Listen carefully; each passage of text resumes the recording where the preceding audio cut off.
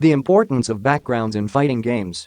Whenever you are playing a fighting game, whether bidimensional or tridimensional, your sight focus is, more than obviously, focused on the foreground, as it's there where the spotlight of the action happens. Why, by any chance, would you be looking at the background? After all, in a fighting game, a background is nothing more than a glorified upholster, something there for the mere sake of giving us nice fancy colors that rightly contrast against two or more characters fighting each other. Is it right? How? Nope. Backgrounds are something that make a character we love to play as by a huge margin at that. Let us take Dimitri Maximoff of Darkstalker's fame, for instance. By only looking at his artwork, you would think, this individual does look quite intimidating, has a very sculptured body, dresses as a 19th century nobilier man, he has to be one of those generic supernatural creatures. A vampire perchance? By answering so, you would be utterly right. However, let us backtrack a little, and let us show Dimitri Maximoff in-game, while he is placed in his own background.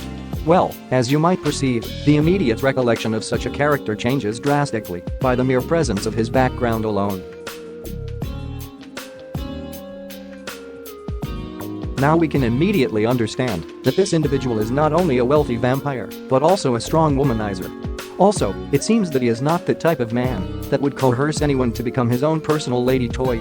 All of his mates, during the fight, whenever their lord and savior moves over the side of the screen, move alongside as a sign of respect toward their liege. What you have seen right now is his original stage from the original two Darkstalkers games. The third and final game of the sadly short-lived fighting series, Vampire Savior, gives Dimitri a stage that is somewhat reminiscing of the previous ones but with very drastic differences. Also, the stage itself is much more detailed and shows us how much important can the presence of non-playable characters be, as they can enrich the quality of a stage by a massive factor. As we can see, at the center of the stage, there it is, the throne, just like the previous games.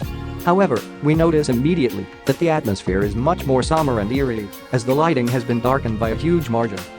The only light sources are the two torches at both sides of the throne, and, as you can see, both their flames morph into demonical faces at random intervals.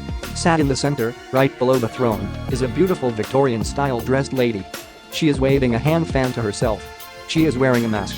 However, suddenly, the mask morphs into a bat and flies away. That is very good complemental design, as has made this lady much more interesting just by such little detail. Who is she? It is clear that, for being sat right below the throne, she has to be either a favorite concubine or Dimitri's wife. And he chose very well, as it is clear by the way she gestures that she is a proper, high-class lady. This is another hint that Dimitri's tastes are very refined, and if he has to share its own quality intimate time with anyone of the fairer sex, she has to be at least on par with him intellectually and behaviorally. Now, I would love to talk much more about Dimitri's stage, as it is full of interesting pics, but the video would diverge way too much. Now, regarding the stages themselves in a Duba-Diagam, there is something that stings most of the people that play fighting games. The fact that after a game receives a sequel or an updated version, the previous stages are either replaced or not selectable as alternate stages to the newer ones. A clear instance of such a case is the Street Fighter III series. Before that, a bit of history on it. The Street Fighter III series was the fourth official chapter of this series and was initially released in 1997, despite receiving backlash because of the lack of many classical characters, the fact that the newcomers initially looked out of place, and the fact that it played at a much more high technical level than any of the previous games. Street Fighter III New Generation received an amazingly high amount of praise for its technical department. It looked and sounded way better than any of the previous Street Fighter games, with an amazing amount of animation frames for each character, and amazingly lush backgrounds that were also extremely stretched in height. This was thanks to the newer CPS3 arcade system, which offered powered unseen as before, at the time. As you can witness, the Street Fighter III New Generation and Second Impact backgrounds are very detailed, full of non-playable characters, funny background scenes, and they are also dynamic as they change as the round goes on. Now, let's look a little at the backgrounds in the third iteration of the Street Fighter III series, Third Strike.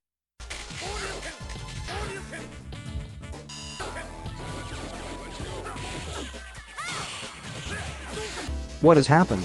How is it possible? The once beautifully crafted backgrounds are no more. They have become so bland and so washed out. This has a clear explanation, as the original CPS3 version of the game had not enough space to keep all the backgrounds. As more characters were added, a compromise had to be reached, and it shows. Many characters in this game share a single background instead of sporting a character-based one. Yun and Yang, Kent and Alex, Sean and Oro, Necro and 12. That is 8 characters sharing a single background. Third Strike perfected the gameplay indeed, but literally ruined the atmosphere that was so characteristical of Street Fighter 3. Not only that, the background music was impacted massively as well. The funky themes from the previous games were replaced for hip-hop techno alternatives. Some of them were good replacement. Some of them were terrible misdirections.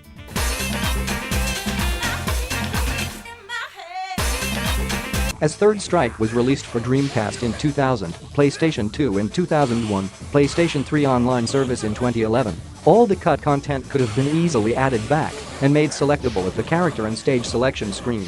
There is no excuse for Capcom to have not created a definitive edition of Street Fighter Third Strike for console. That smells of pure laziness.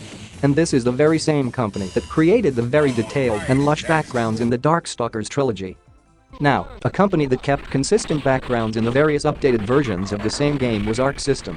The Guilty Gear X and XX series is the pioneer of fast-paced, mostly weapon-based, anime-style fighters. Now I am going to be silent and show you a succession of the same stages from different iterations of the games.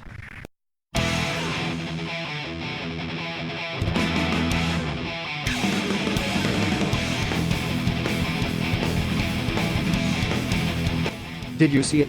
Arc System was very smart at keeping the backgrounds mostly the same, but either changing the palette, the daytime, or by adding new characters. Why? Well, because it is consistent, at first. Then, because each stage makes it immediately recognizable which version of the game one is playing. At the time, late 1990s mid-2000s, when internet streaming was not diffused at all, and matches had to be watched live or via television, if there was any service such as that, a spectator couldn't easily discern what game it was played by the duelists unless some hint of it was displayed. Such was the use of the same stages with different palettes and details. The fourth iteration of the Guilty Gear XX series, Accent Core, unfortunately, reminds of Third Strike. It ditches the classical memorable stages from its first three iterations, Vanilla XX, XX Reload, XX Slash, while presenting worse-looking and blander backgrounds. It does compensate with a much more rich game system, effectively being more of a XXX Guilty Gear game than a XX1, while also retaining all the music track that we were accustomed so much to. Arc System, however, did something that Capcom did right not. The YE version of Guilty Gear XXX Accent Core has unlockable versions of all the previous stages from all the previous Guilty Gear X and XXX series. It was probably added in for ulterior consistency too, as another form of unlockable in-game content are many alternate forms of the selectable characters that play the same as in previous Guilty Gear games, each one of them being quite different. Well, fellow duelists, that was it for now. If you are interested, I could dedicate my time to create an unprecedented series. The deep analysis of fighting game backgrounds. The most memorable ones, at least. I hope you really enjoyed this video and I hope that the voice I have chosen for you was more pleasant than the previous ones. Cheerio for now.